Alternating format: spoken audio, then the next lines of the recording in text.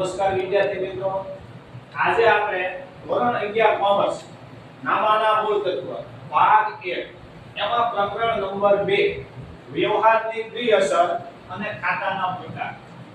આ પ્રકરણની અંદર આપણે ખાતાના પ્રકારો, ખાતાના ઉધાર જમાના નિયમો અને ખાતાના પ્રકારના ઉદાહરણ સહિત પ્રશ્નોત્તરી કરવાની છે.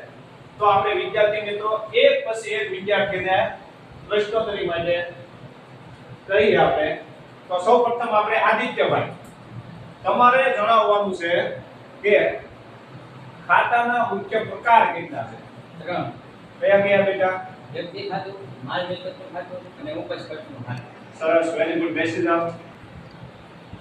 સરસ.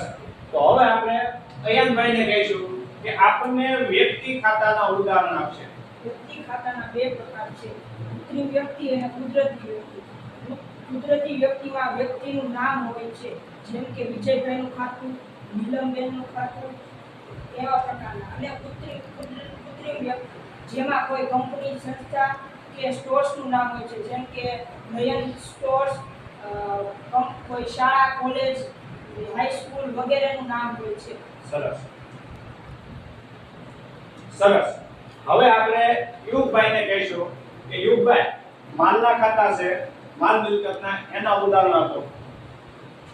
માલ મિલકતના ખાતા બે છે, માલના ખાતા અને મિલકતના ખાતા. એમાં માલના ખાતા ખરીદ ખાતું, વેચાણ ખાતું, ખરીદ પરત ખાતું, વેચાણ પરત ખાતું વગેરે. મિલકતના ખાતા જમીન, મકાન, પ્લાન્ટ, યંત્રો, ફર્નિચર, પેટર્ન વગેરે છે. વેરી ગુડ, સરસ. સરસ. હવે દક્ષરાજભાઈ, હવે તમે જણાવો કે ઉપજ ખર્ચના ખાતા છે, એના ઉદાહરણ. ઉપજ ખર્ચના ખાતાના બે પ્રકાર છે, ખર્ચના ખાતા અને ઉપજના ખાતા. ખર્ચના ખાતામાં ટેલિફોન ખર્ચ, મજૂરી, ગાડા ભાડું અને સ્ટેશનરી ખર્ચ જેવાનો સમાવેશ થાય છે. ઉપજના ખાતા મળેલ કમિશન, મળેલ ભાડું, મળેલ ડિવિડન્ડ અને મળેલ દલાલી જેવાનો સમાવેશ થાય છે. સરસ. Very good. હવે આપણને પ્રદીપભાઈ છે, એ ખાતાના નિયમો વિશે સમજૂતી આપશે. તો પ્રદીપભાઈ, ખાતાના નિયમો તમારે જણાવવાના છે. વ્યક્તિ ખાતાનો જેમાં લાભ લેનાર ઉધાર થાય છે અને લાભ આપનાર જમા થાય છે. બીજું માલ મિલકતના ખાતા જેમાં માલ આવે તો ઉધાર અને માલ જાય તો જમા થાય.